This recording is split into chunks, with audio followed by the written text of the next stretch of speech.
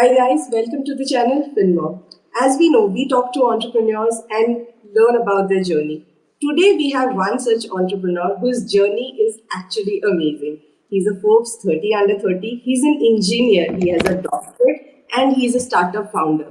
He runs a chain of IVF clinics. Now, IVF is a taboo subject in India, but he's going to talk about that and we're going to learn more about his journey. Dr. Saarthak Bakshi, welcome to the channel.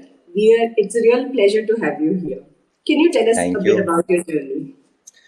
Thank you, Pragya. Thank you for having me over here. First of all, it's a pleasure to come and speak to you. So, about my journey, I actually start with saying that I'm a failed entrepreneur. And because of my failures only, I have been able to achieve success. I believe like every common man like me cannot achieve success in the first go. We are probably not those enlightened ones. We are not those special ones. We are not those crazy or gifted ones, who find success in the first go. So the only way to achieve success is through failure. And I completely abide by that philosophy and rule that we cannot achieve success if we haven't gone through that failure journey, because uh, I'm going back to that, that you're not that gifted, you don't have any idea, you're just trying your luck out, you're taking that risk, you are going into that journey of entrepreneurship or that risk taking, so you're bound to make mistakes. You're part of that 99.5% people who are bound to go through that journey, commit those mistakes, learn, and then get back up. So I'm one of them. I'm not any gifted person. So my journey started with failure. My first two entrepreneurials, or my first two startups, as if I can call them, because 2010 when I started, there were no startups, or even if there were, we were not. I wasn't aware of it. So back then, uh, I did something. I was a fresh engineer, fresh out of college. So I started making games for iOS devices. I was making.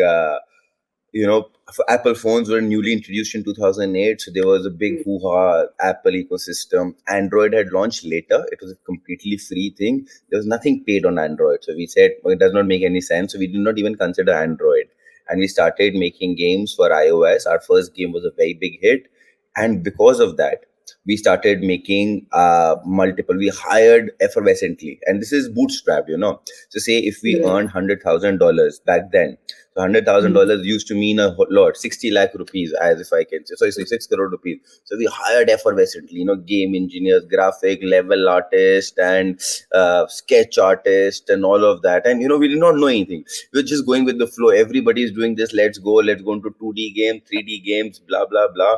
We entered gung ho, and the rest 28 games flopped. We could not figure it out. And because 2011, it was such a nascent time, Apple was innovating itself. So it's Right. like my ecosystem, my surrounding, my everything was dependent on Apple. Apple was my father, mother, grandfather, everything. And Apple kept changing itself. While we could get ready for iPad, iPhone version would change, then iPod version would change, then there was a mini version could change, then there were Apple policies and guidelines would change, the programming language would change. We could not just keep up with our provider. So like if you're selling on Flipkart or Facebook, or your ecosystem is completely dependent on that, and they keep changing the policies, the versions, and it's not their fault. We were not ready or adapt to that. So it's like we were probably a step ahead of launching without the right ingredient, right materials, and probably that's what our slow death happened. And then it was figured out that okay, this could not done. My second journey was that I figured out that this is tech. Probably I wasn't ready for tech, and let me do something as a pain point. And I started into a laundry journey. So I would like to ask you now, Pragya, do you think why is there no pan India laundry startup? I did that in 2012, and Oh, we are sitting in 2024. Why is yes. there no pan India laundry startup, like, say like a Zomato, Amazon, Ola, something that you just want to give your clothes to wash, you go anywhere, click on a app, some person comes and collects your dirty laundry. Within one day, they give it back to you all clean and neat and shiny, and probably put a 5 rupees chocolate on top of it, pack it with a ribbon and then hand it back to you, ma'am. Here's your clean clothes. Why do you think this kind of service is not existing? I I tried that in 2012. I failed. I'm asking you now. Can you? It's very easy to answer retrospectively. It's very easy to answer it in 2024. I think people are more price sensitive, and even if you offer them cheap services, most of us have this habit of giving our laundry to the local laundry guy. He comes and it's more of a habit probably at price. That's what I feel. But is there something more to it? So that is a pain point I painted in myself, my picture, when I was doing the startup, and I 2012ish, 13ish is where, I had, okay, there's a startup. So by then we had understood, okay, what a startup there are investors, you could reach out to them. So my first slide was a dhobi cart, that my Oh, 5,000 rupees jeans, they were patkofying, and there's a bat in their hand and they're hitting it with that bat, and that's the image I painted in my mind, and I was giving it to the investor. Sees, through the investors, that, oh wow, your expensive clothes, even any shirt, any jeans, any kind of cloth material can be destroyed because they're doing it in such a bad way. My problem was I was trying to replace the most convenient part for them.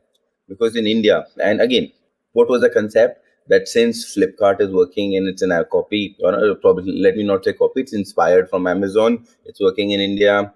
Ola has been inspired yes, from Uber, it's working in India. Something other, almost similar idea, probably Swiggy or something hasn't entered, but something is getting inspired from abroad.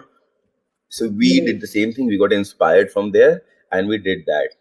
Our problem was, because I had this picture in mind and I was giving them the complete laundry solutions.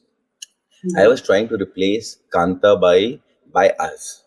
The problem was Kanta Bai's replacement is not us. The Kanta Bai's replacement is Shanta Bai, Lakshmi Bai, or some other Bai who's easily accessible, trustable, is part of the society, will come at your convenience or not at your convenience. But we were trying to replace cheap manpower with expensive technology, Right. which doesn't happen in India. That was our pain point. So unless you change the thought that, because in abroad there is no cheap manpower.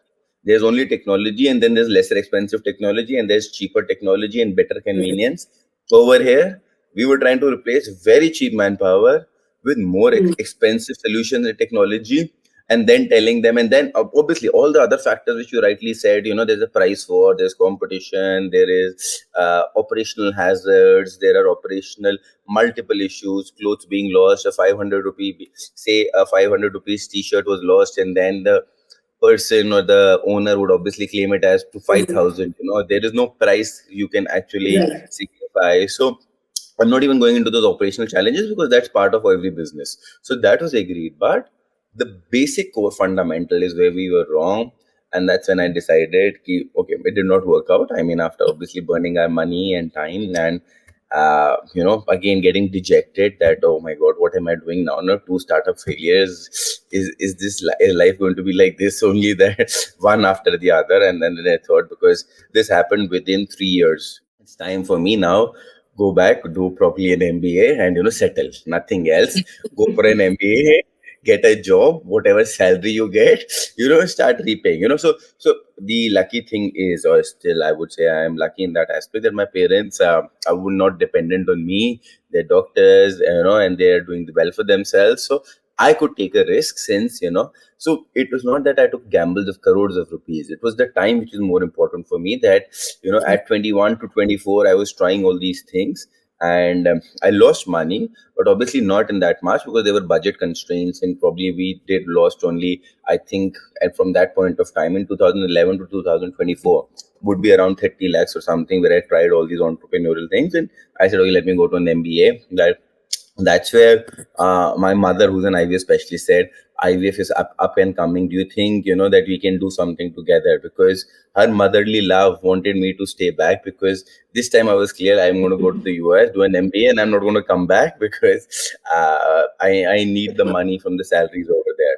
But that's how she, probably gave a hint of an idea, and that's how we started our IVF journey. So that's how my entrepreneurial journey has started, with two failures, and the third one clicked. And it was again the risk with the an IVF thing. I'm not an IVF specialist. I've never been into healthcare. My parents are doctors, great doctors.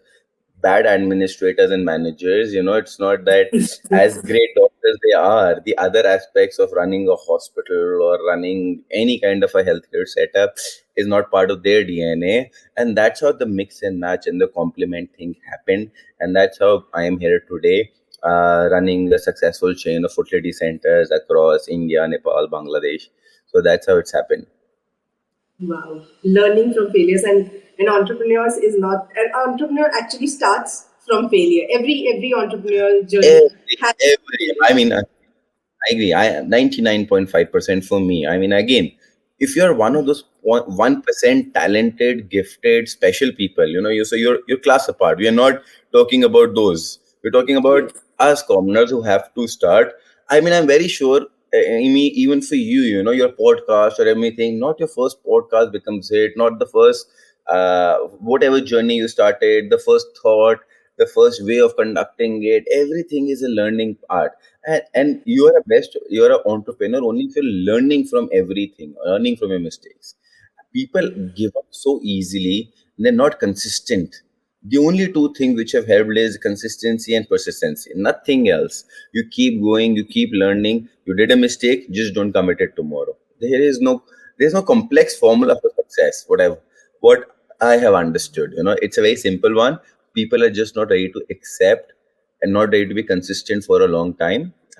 If there's a problem, if there's money loss, they're ready to give up. If there's time loss, they can't take it. If there is stress, they are not ready to accept that. So the threshold for failures becomes so low that everybody is ready to quit within the first 2, 3, 4 hard months of their life. Yes, only 90%. I mean, I think only 10% people make it through the valley of the doubt, as they say, where they just give up on their first failure and they start doubting themselves and then they just don't go forward. Sure.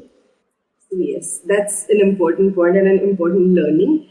And talking about fertility, you are the CEO of RISA IVF. You are, like you said, running a chain of clinics across India, Nepal, and Bangladesh. So, see, like you said, your mother told you that fertility IVF is up and coming in the country, and we should concentrate and start clinics. And so, fertility again is a very emotional topic. It is probably something very personal to me as well because I have been through that where I've been to a doctor and I've been told that I cannot conceive, and all of that has happened. Though I did not have to Okay. do an IVF, that was COVID times and there was just not enough to be done. So anyway, I conceived naturally and it happened. But that emotional, the stress of going to the doctor and getting to know that it's not going to happen for you, and then I have friends who've probably tried also and they have failed, and so it's like more than a medical thing, it is also an emotional thing. But yes, people are coming to terms with it. We have seen infertility growing in the country, and you know you probably know more about it, as an entrepreneur and as a person who sees so many patients coming. So how has the journey been? How has it been? Oh, it's been a good journey, an eventful and a learningful journey, as you said. And you rightly said that, the fertility is always a taboo subject because, there are diseases that you can openly talk about, and you can openly agree, okay, probably I'm suffering from, there's an eye problem, there was a cardiac issue, I got a heart attack, there's a stent I put, Diabetes. there's something. But fertility, because, and I mean, there are two, with both genders it's completely different thing. For men, I have spoken about this a lot of times in last month. For men, it's more of a taboo. I mean, men are so ostracized about talking about. It's if I talk about fertility, if I don't have some problem with my sperms, it's like I am not a man. I am less of a man. The core issue for men to share about this is I can never talk to anyone. No, okay. So it'll even be reshaped with, okay, we are facing some couple issues, even if though infertility, 50% of infertility is due to men. But we can't talk about it as if guilt trapping us into accepting that there is some problem with our manlyhood, or probably, we were not as strong, or as wild a beast as a man should be. We are on the lesser spectrum of that, so men don't share at all. Coming to the women part of it, women are generally more accepting and tend to share about it. But even in terms of having undergoing IVF, generally they don't want to share. Although the trend has changed a lot since the last 10 years, 15 years, people have accepted, because it's not in your hands. I mean, we see hundreds of patients every day, and there is no direct cause to infertility. Probably if you are suffering from infertility and if you're smoking, so you'll directly correlate to it. Oh, because he smokes, or he drinks every night, or he's traveling, he's eating fried junk food. But those are very obvious common reasons for everything. Those are for your obesity, for your hair falls, for your skin pigmentation, for your everything. So any problem in your body, these first 4 or 5 general reasons start going, because again, you're part of those lifestyle disorders. That okay, your lifestyle is bad, you don't exercise, you don't do this. So ye to, it's obvious ki you will have less hair, you will have bad skin, you will have obesity. Infertility is also now part of that. But there are so many other reasons, from an environmental, from the food that we are eating. It's all, there's nothing organic about it. It's all through pesticides, all formulated in labs. There is no clean food that we're eating. So what we're going hormonally. So infertility is basic because of the other hormonal imbalances that's happening inside, which are not in your hands, and you are not even aware of it. As I said, the environmental factor. I mean, I live in Delhi, so what a gas chamber that we live in. But again, we have no option. So it's not in our hands. Even if you live in a clean chamber, there are other issues. You're using your nail paints, you're using perfumes, you're using cosmetics all around. What are they? What are you putting on your face, skin, body, every kind of thing? Men are using deodorants, and what perfume, what alcohol are you putting on your body? Tight underwear. People are wearing tightest of clothes. So what if, from a biological perspective, your scrotum has to be free. It hasn't, you don't have to put stress over that area. So multiple reasons, and I can go on and on about it, for people who don't even think about it. That so anything can cause infertility, and it can happen to the best of us. There's no shame in denying that fact. And there are two clocks. Like I always say, there's a biological clock and there's a career clock, and both of them are inversely proportional only for women. So, and there's a lot of cause of infertility because of that, because you are starting, and everybody wants a successful career. So you're starting your career, and then again you come into that pressure. Oh, I have to Yes. reproduce, so my career is going to nosedive, and I have to take that 2 year break or a 1 year hiatus from my career journey. So you prolong that as much as you can, whereas your biological clock is saying that this is the right time, this is the easy time, that you are healthy, your body, you have good number of eggs in your body, you have a good amount of eggs, also quality is also good, everything is on your side. So do the right thing, which has been done for times immemorial. Do it at the right thing at the right time. But apparently there are priorities, and I'm all for it. I'm not saying, but there's a right thing, there's a right age for right everything. So everything relating to that point, from is compounded into infertility increasing tremendously. And I can actually tell you that that we're facing even couples who are in their early 30s, and Yes. they start trying. But as I said, we've evolved so much. The hormonal imbalances which I talk about, which you're not aware about. Okay, so I mean, men, it's almost bad with them, 50%. With women also, if you're taking contraceptive pills, probably once, twice, thrice, which has become very common. Are the changes that you're going through for your menstrual cycles, the amount of stress that you've put already on your hormones, and when it's actual time and you're actually trying to conceive, you're not able to do so, even of 8 months or 1 year of trying naturally. And you've seen that, that okay, there is no unexplained infertility is Mhm. almost 20%. I am healthy, you are healthy. There's no direct cause, Yes. Sometimes there's like PCOS is there for women, and for men, if we do a semen analysis, we can actually see that okay, where is the sperm lacking? Is it the quantity? Is it the motility? Is it the concentration? Is it the shape? Is it the size? So when we analyze it deeply, we can figure out what's the problem. Yes. But if the sperm is completely healthy, and we there is no direct relation, or we can't pinpoint the fact for a woman also, which is like, okay, she's healthy, there's no PCOS, there's no endometriosis, the ovaries are healthy, there's good quality of follicles that we can see. Then also there's infertility, 20%. 20% of infertility is like that. Okay, both of you are healthy. You've tried naturally for 1 year, it's not happening. So you have to Yes. start with some sort of fertility treatment. So which, like even in your case, anything could have happened, and it can happen to the best of us. But IVF itself is not a painful or a trauma. The emotional journey of now going to a doctor, speaking about it, discussing it, and you can probably speak to a doctor, but you can't share this with someone else. That is where Yes. I say that you need to come out that, okay, we are trying, we're facing problems, we have tried, and people may help. Thing is, Yes. I spoke about this on my last podcast, that people go through the wrong journey. Instead of going to a healthcare specialist, the first Yes. is a mandir. Ghanti, Mhm. Baba, we are praying, please bless us with a child. That is where 1 year of our great audience goes to multiple places around India. Yes. And thanks to Modi ji, we have one more location now, Ayodhya, to go to.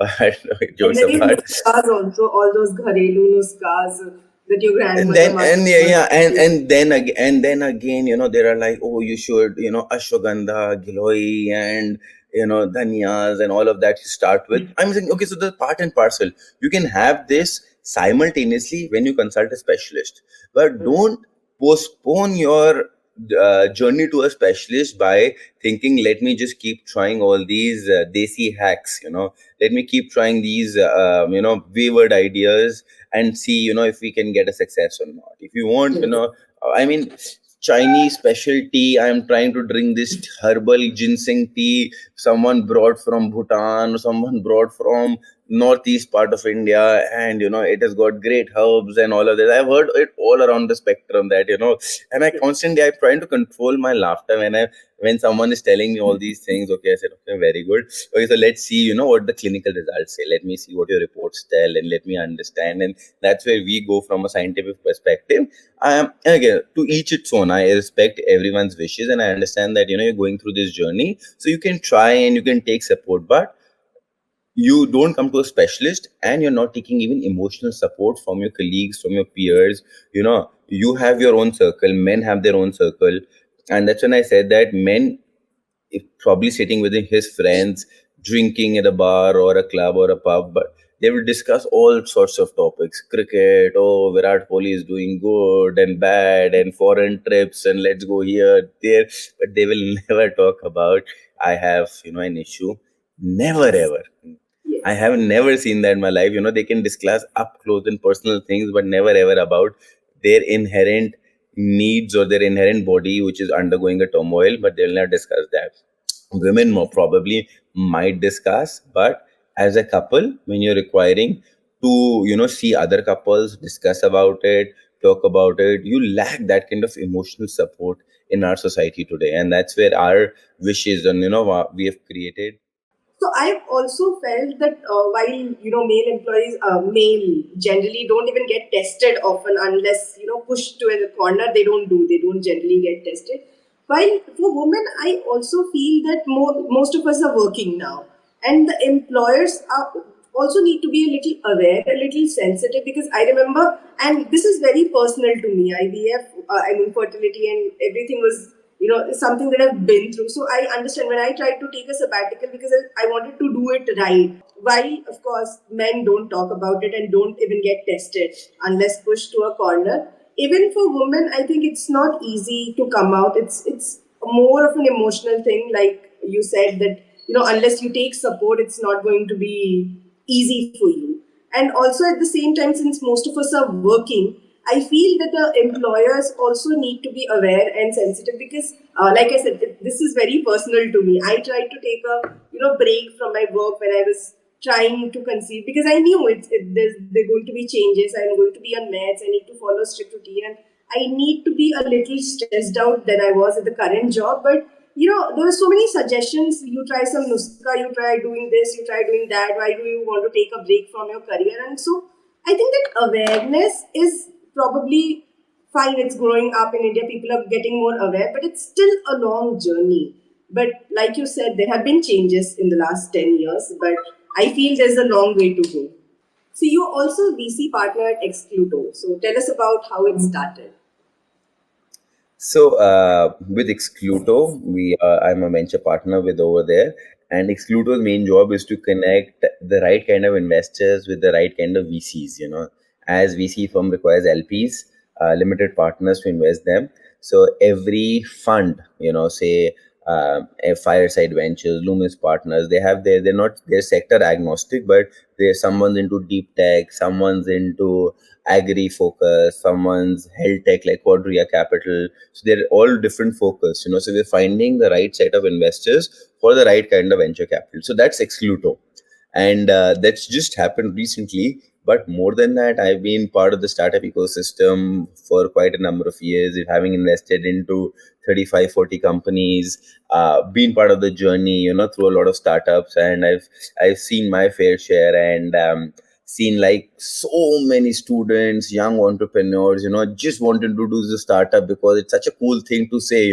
If I meet you and I say I work at even the best of companies, Microsoft, Google, Facebook, okay, so you're one of those 100,000, 200,000 employees, okay, out of 3 lakh people, you're one of them. But if I say, oh, you have a startup, wow, what are you doing? You're doing something of your own. So the respect value, the snob value, the brag worthy proposition from someone telling me is so huge that everybody wants to just go on the buzzword, oh, startup. And you only see one success, not the 99 failures. So everyone, when they read about, oh, I got $3 million, they got $8 million, and the mindset, if which I've seen, what is luring away young entrepreneurs is, okay, 3 million means 24 crore rupees.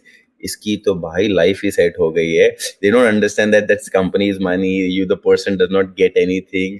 The person might not even get 2.4 lakhs out of those 24 crores. But just reading all these news, have propelled a wave of startups, have pushed young entrepreneurs without the actual due diligence, without the actual work required to, start your own business or to start your entrepreneurial journey.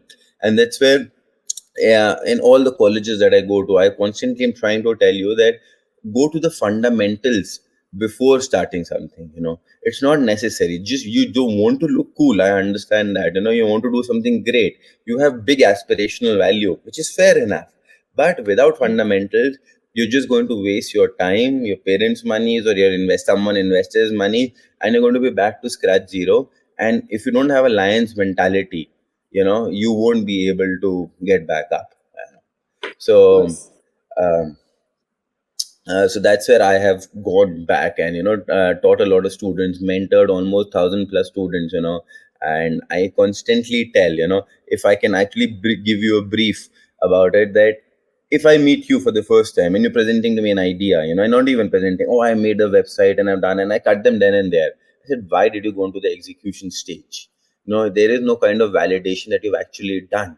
You wanted to start anything, like if you wanted to start for women, it was started, there are unhygienic toilets, and if you do stand and pee devices, spray and pee, clean the toilet, multiple things, or for menstrual cramps, there are roll-on sprays, there are roll-ons, there are misty, there are patches, there is this, there is that. I mean, there are like 1,000 odd compounds. There are gummies to relieve your pain rather than having the normal golden standard Meftal spas, which has been there for times immemorial. But that's what I'm saying. People just go into the execution, and that's where I connect them. That in today's scenario, especially today, you don't have to do anything to start your entrepreneurial journey.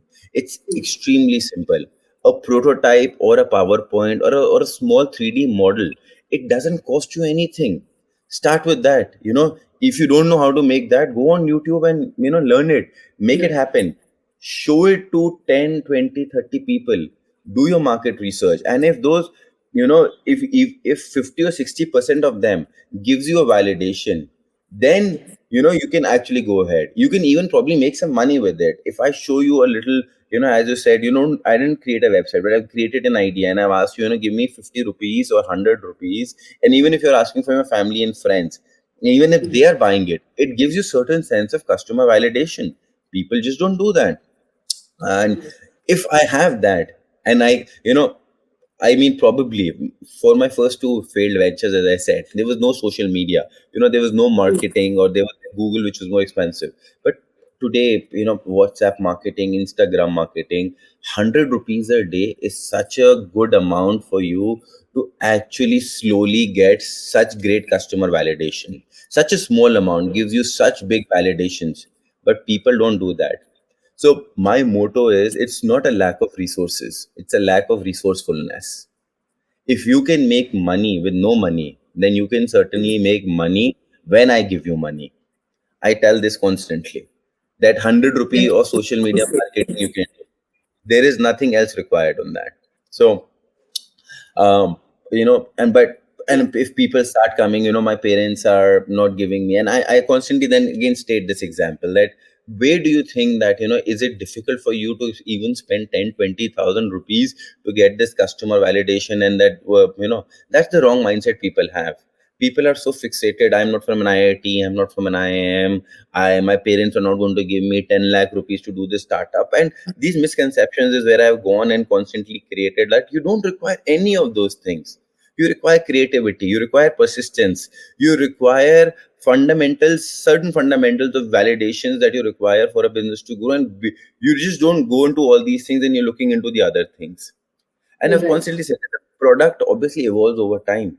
Nobody creates the perfect product within the first go. As you mature as an entrepreneur, you're growing above. And each product is different. I mean, that's where not everybody has to sell a million products. It's like a Rolex or a Rolls Royce. They're happy in selling 100,000 cars or 1,000 watches. They're not competing with Titans or Hyundai or Maruti, which have to sell 10 million cars or 10 million watches. There are both kind of businesses are there. You have to see that where does your niche and where does your business lie, and where your market is. Once you have that, and where does technology come into play? That technology is required to scale your business. People are going, everybody is going into AI gung ho. And before AI we started, there were a few buzzwords: machine learning, ML, AI, big data. Everybody was, oh, my startup is, it's into big data, it's into networking, we're doing CCNA, and we're applying ML and all of them. But technology is just an enabler. If I have to hire 100,000 salespeople to scale a business, then it's not a tech business, it's not a scalable business. It's like an everyday business. But if I am sitting in my office in Delhi and I can do sales all across the globe without hiring 100,000 people, then I'm using tech. And that's where the scalability issues, that's where the startup comes into play. The fundamental is, if I have to open brick and mortar, if I have to, McDonald's has to open at every nook and corner, or a CCD or a barista or a Starbucks, they won't claim them as a startup, because they have this physical presence and offices and all. It's not a tech oriented business. And that's where people go wrong, and fundamentally they are all off the chart. So this is what my analysis has been in understanding what I have to go through. So I That is actually true. believe that it's the fundamental thing. People are constantly, students or on young entrepreneurs, they're focusing at the wrong thought. Thought clarity is missing. When and okay, so let me put you in a spot of bother. What do you think is the best thing about McDonald's, and why is McDonald's so successful? I think the taste and The burgers are the best. Huh? The burgers are the best in the world, now. It's a trick yes, question. there's no question about that. No, they are not. They are not.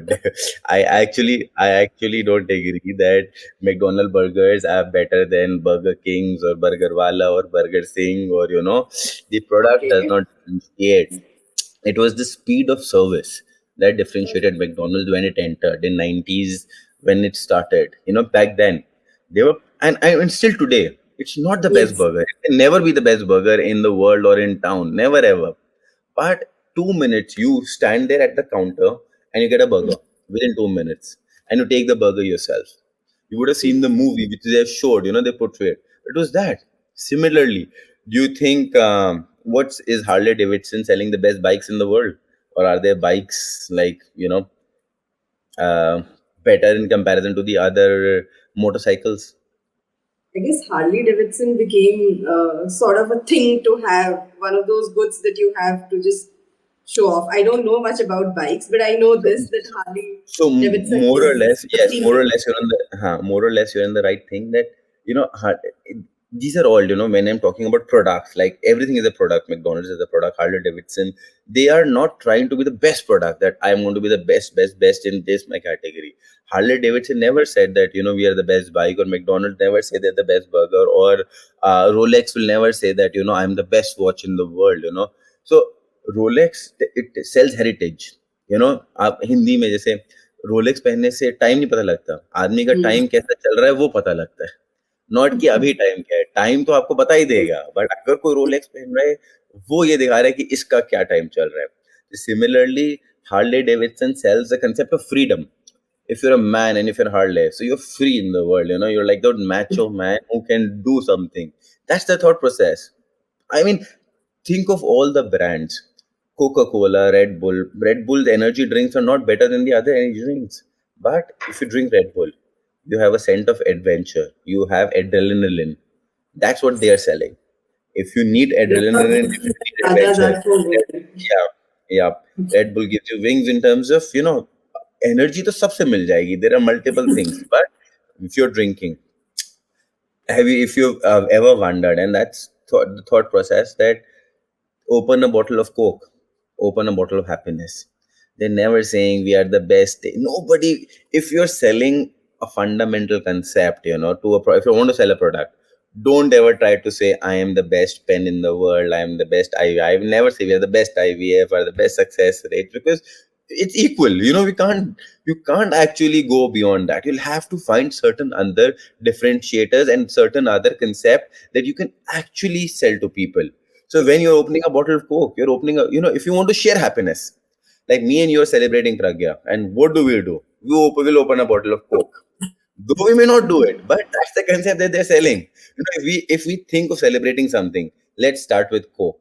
And that's how they have done from 30, 40 years. They've been clear from that point of time. From 40 years, they've been selling this concept. Um, Similarly, and I can go on and on with these examples, while I studied and I've studied these case studies, that uh, Starbucks, do you think their coffee is better? Now so you know the answer.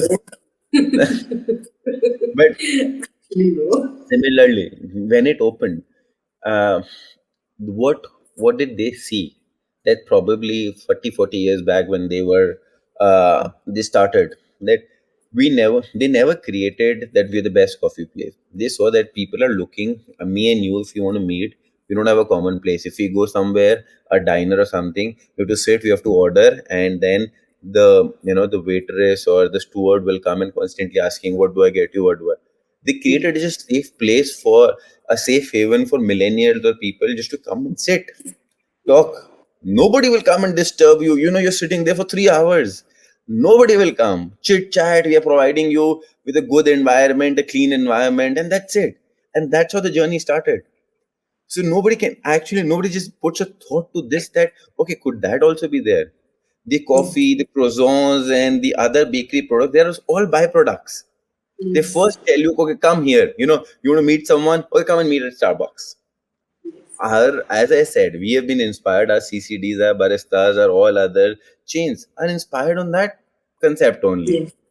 And I can claim, I can bet you on that nobody can claim that their coffees or their beans or their chais are better than the other. Every product is good. There might be a minor modification, but all the products are good. So never differentiate on the product. Sell experiences, not products. That's the byline. We'll take that. Sale experiences and not products. Yes. Yeah. That's again a statement that, I mean, I know people don't find the product market fit. They don't even see whether there's a need for the product, and they just start execute and start selling, and then they of course burn their fingers. So that is something that entrepreneurs should look into. But then, like you said, it's a cool thing to do, and everybody wants to be a entrepreneur. Everybody wants to start up. And talking of startups, since you started a long back, and I feel there's been a massive change in the startup ecosystem as well. Like people are more accepting, and they are people who are ready to invest money. Earlier, there used to be, some sort of a lack of awareness about the startups and investing in them, but the ecosystem in general has undergone a massive change. What do you feel about that? No, extremely true. I am telling you from my personal experiences that if I would have started, say, 5 years later, instead of 2010, we started in 2015, we could have probably raised money. There was awareness, there were VC system. You can actually reach out to a certain person. LinkedIn was bigger. You can reach out, I mean, technology, as I said, it's today, it's not lack of resources, it's a lack of resourcefulness. Back then there was you had lack of resources. I could not reach out, I cannot approach anyone on WhatsApp. There were not great tools where I can find numbers of people and constantly call up, sir, I'm this is calling, please give me 15 20 minutes of your spare time. There were no accelerators, no incubators, no YC model. If you want to raise money today, it's the easiest thing. Just get all the other fundamentals clear, and raising money is not hard at all. Just don't create a me too product. I mean, there is a whole philosophy to it. I It's like I have a 10 hour long series where I can keep on constantly talking. But to cut the long story short, everybody can easily raise access to capital is extremely easy, and capital is available in both the scenarios. Probably as a country, as a GDP, or as an economy, we have matured. Money has been pumped in, money is being circulated, and vice versa. The whole cycle is flowing. Why is US great? This ecosystem has been there since the 1980s in the US. What is post 2010? We are 30, 40 years behind that. You know, um, all big examples. If people wanted to raise money, they would go like that in the US. Every Playboy magazine started with like that. You can get an example. Nobody had the money over there also, but they could reach out to investors in the 80s in the US, which we can do right now post 2012, 13, 15. Very easy. But you would see people reaching out for money. I have an idea, and I get this a lot. I have an idea. I am very excited. I will change the world. I will create something so amazing, and I want your money for it. Okay, good to learn that. Good to hear that going to change the landscape. But did you actually do 20,000 rupees or 50,000 rupees worth of? And then I go with my again fundamental thoughts and go into the cycle of that development. But it's more easy to get access to capital if your fundamentals are good. And the cyclical changes, as we saw, that the startup winter and a little bit of cash crunch or a fund crunch, these are all cyclical things which will keep come and go. And that's where you test the metal, that if you survive these roller coaster rides, now the downturn has gone and you're back on the up. So if you're on this journey, even these are cyclical turns. If you've crossed that, you're one of those good businesses or good startups that will eventually evolve into a better product or a better journey. So I actually believe that with the ecosystem that we have, you should go for it. And I actually tell to someone, from say 21 to 26, and if your parents are not dependent on you to get a job and send some money back home. I mean, there's this motivational speaker called Les Brown, and I'm very inspired by his saying that, you know imagine that you're on your deathbed, and you're standing, there are ghosts standing around you, the ghost of your ideas, the dreams, the abilities, the talents given to you by life. And for whatever reason, you never acted on those ideas, you never pursued that dream, you never used those talents, you never saw your leadership, you never used your voice, you never wrote that book, directed, acted, started on that idea. And all the ghosts that are standing around you, they're looking at you, angrily, with their eyes popping out. And then, we've come to you, and only you could have given us back life, and now you must die with us forever. So between that age group, that if today, the question right now is, if you die today, what ideas, what dreams, what abilities, what talents, what gifts would die with you? And don't let all of them go for a waste. Go for that entrepreneurial Yes. journey, take that time out, take that risk, take that leap ahead. There's obviously everyone, the ecosystem is there to support you. We did probably, our Yes. parents did not have that support system. They had to go through that grind. But for you, Yes. there's a big ecosystem, easy ecosystem, accessible ecosystem to support you in your ideas. And I actually Yes. abide by that. Don't let the ghost, your ghost of your ideas, abilities, you know, sadly come back to you and haunt you that I could have done this, but I did not have the risk taking ability. Beautifully said. And talking of, like, yes, I've seen the startup system has become very conducive, and you have access to, like you said, resources. You've got mentors, you have people who are ready to invest in your idea, who are ready to invest in you as a person also. So, yeah, the system has become a lot more conducive. But at the same time, given this access to resources and this glamour of funding and getting, sort of appearing on the television and everything, I've also seen a lot of students dropping out. Like, because some Facebook happened and something happened, they are dropping out before graduation. They're not even getting a degree because they believe that they're doing something cool. And during the course of it, they might fail as well. And so they don't even have a backup because the parents might not be dependent, but they might not be, having enough to support their children also. So, do you have a word of advice for those people who don't even get a degree, or do you think they should just go for it? No, so to each its own. There is no one fit builds all, So again, it seems cool, as I said, to drop out. Zuckerberg did, Bill Gates did, or Ritesh Agarwal. Let's not go to fancy US people. Let's come back to our Indian ecosystem. Ritesh Agarwal of OYO did, but uh, you should take a risk. I mean, what I fundamentally, two things which are common for any entrepreneur is risk and stress. If you can take both of them, you can. People are deluded in the fact they think that even a businessman journey, say Mr. Mukesh Ambani, Mr. Gautam Adani, and if I will ask you, I'm very sure you won't even answer. Can you answer me how much debt do each of them have on? Give me I a know wild Anand. number. Give me I an know in random Anand's number. debt equity ratio is somewhere around more than 1.5, but I don't know the actual Not the amount. debt equity. How much value debt? How much debt would he have on him? Not sure about the debt amount. Yes. Random figure. Give me a random figure. Just go for any random number. 10,000 crores around?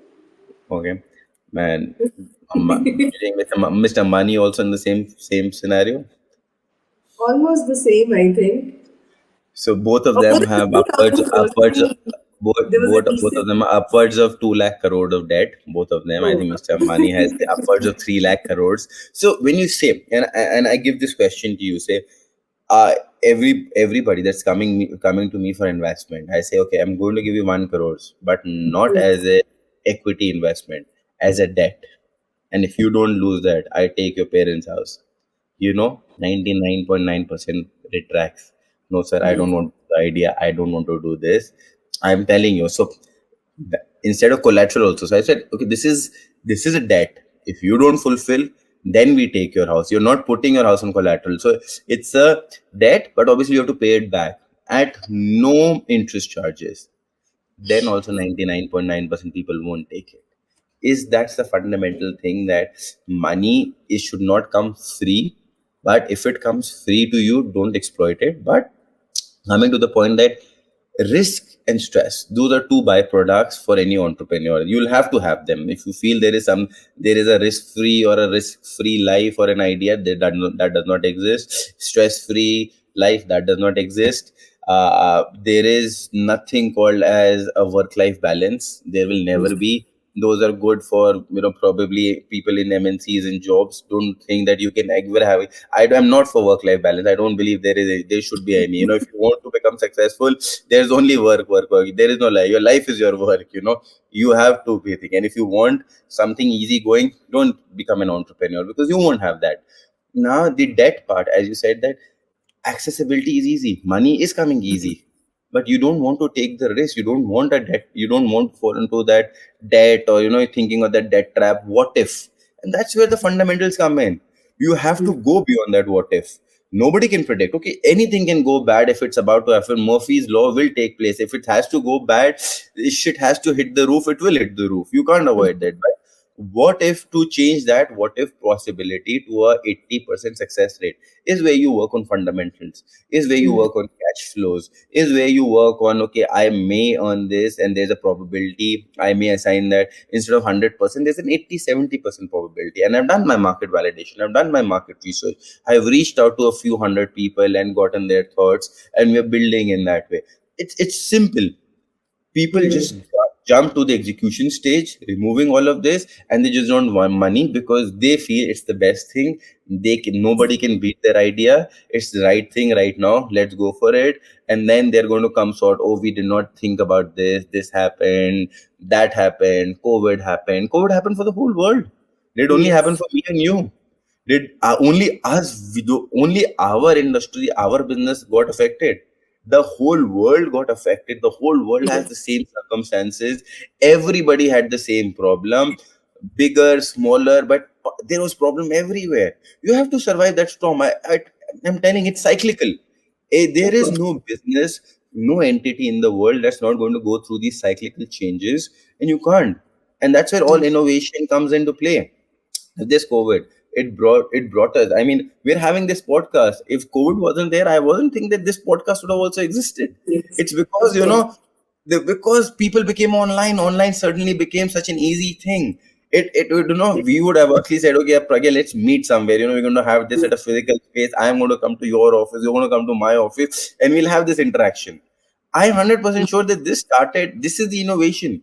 You were there at the right point of time. I've met so many you're part, so many influencers like who have been part. And because you were starting your journey probably at COVID, which is where the whole world became online, you were at the right place at the right time. And that's it. There are Yes, so it was a challenge, but it also presented a lot of opportunities. true. So same, I'm saying you're ready for that. You might never know. Paytm existed. Vijay Shekhar Sharma existed long before his success came at demonetization. He did not know it. Nobody knew it. He did not know. He was existing for 3-4 years. It worked.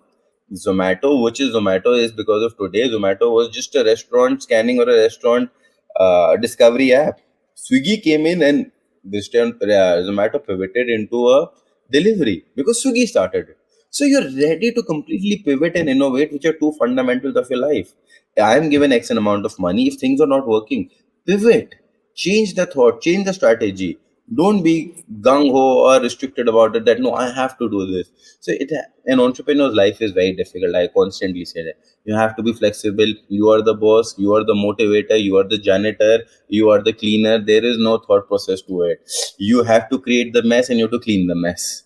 You're part and parcel. And once you've gone through this whole cycle, you will be remembered as, probably like Zuckerberg or Bill Gates or Vijay Shekhar Sharma or Dipender Goyal. They've gone through that journey, they've achieved something, they've done something great, So, and you can only get inspired. And my fundamental philosophy is I don't know what their success is, but I know what their failures are. So I can never emulate their success. What I can do is not commit those mistakes which these people made. So whenever I am telling my story, I'm constantly telling, you can't have the same success formula because what worked for me will never work for you. But what mistakes I did, you should not make those mistakes. And that's the only help that I can give you. And that's the only support that I want to give you today. Don't commit those mistakes which I did, like I did for my laundry startup or I did for my ecosystem.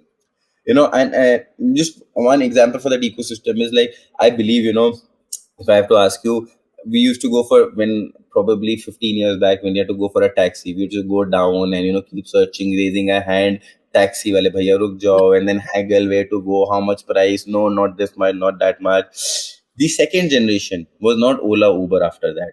There was a satellite taxi culture where you would call up a cab 6 hours in advance or 8 hours in advance. Cabs like Meru, Easy Cabs, and all these others, cabs which are still existing, but they were like the 8 hour. they did not innovate, or like what Nokia did not do with smartphones, or Kodak did not do with a cyber shot, or Sony cyber shot did not do with the phone, thinking that the camera industry will be completely wiped out. Nobody can predict, but you have to constantly keep on seeing where the trend is moving, what is changing, what is doing that. The trend kept on changing, and if you're not there, you'll be bygones within very soon. So the ecosystem, that was my failure. I could not learn from those failure when I was innovating with Apple or working around it. We were dependent and we're not good enough, frankly. So we did laundry. I again learned something that not everything emulated from abroad will work in India. Now the third thing, I have to constantly innovate in my business constantly. If you're not, you won't. So Yes, it's a lot of life's a adaptability, journey. and you have to Yes, change. You exactly. have to change. True. You Otherwise, have to. you just go obsolete, and then that's the end. It's a slow death, but Exactly. it's very painful death. I have, so one of my startup lecture series, I have a 1 hour study on what is innovation. Innovation is not that I have to think something out of the box. If something is done X way, I will do the Y way. No, it does not happen like that. You can't change the ecosystem completely. Like now smartphones are there. What evolution is being done on smartphones? I say, what is Apple innovating? There were two cameras, now there are three at the back, there will be four. There's no innovation happening because you constantly can't keep on changing the complete technology all around. So that's not innovation. uh, Innovation for me is anything from point X to Y. If you can make it faster, shorter, and convenient, or easier, say, make it more easier, faster, and convenient for the customer, that is innovation, as simple as that. And I have that full series that I'm telling you, and a full load of case studies that how something existed and it got wiped out within a few months because a competitor did a small change, one small change. And I can actually Yes, tell you, I don't know, um, between do you know Ridiculous, which was like CD rental CD some service, or Blockbuster, sorry, Blockbuster, if you've heard about that. no, So this no. is again back in the US. So Okay.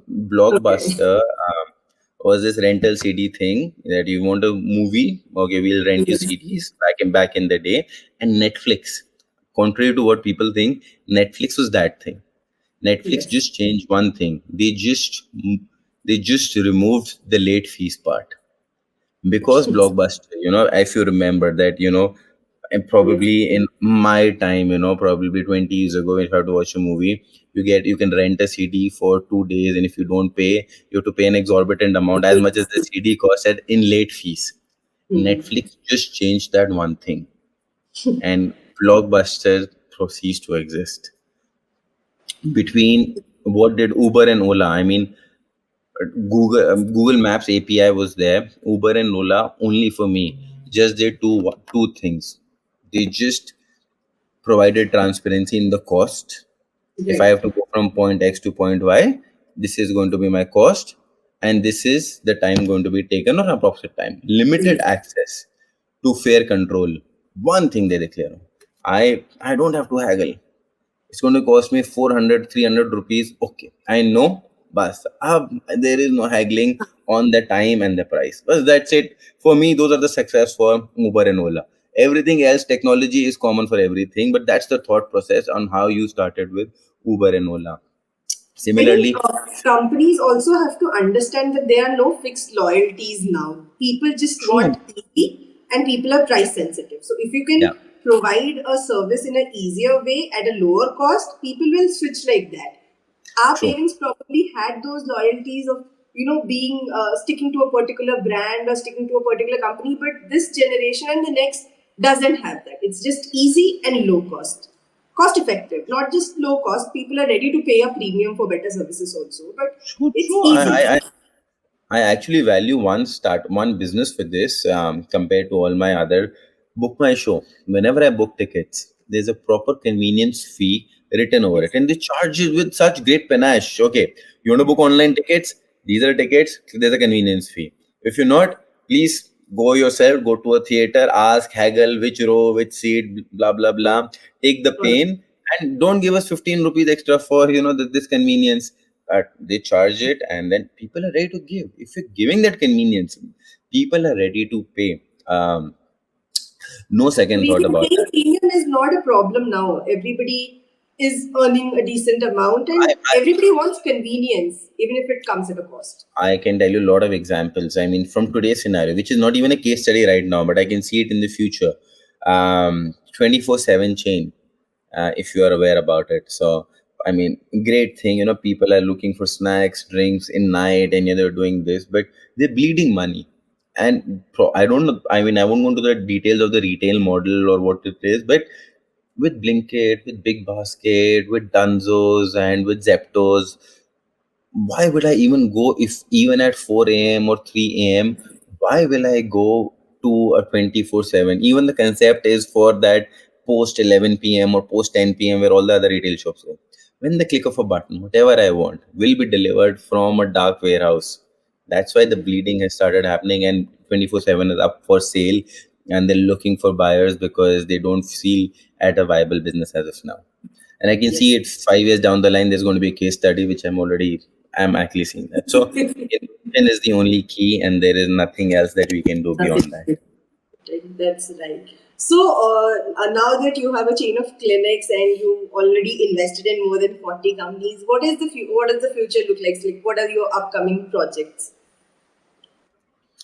Uh, so I being a very generic statement that yesterday is history, tomorrow is a mystery, but today is a gift. That's why it's called present. Going with that generic statement. And one more thing, that today is tight, tomorrow is bright. You can always have to be optimistic about it. So particularly to my IVF business, or for the startup ecosystem is too big.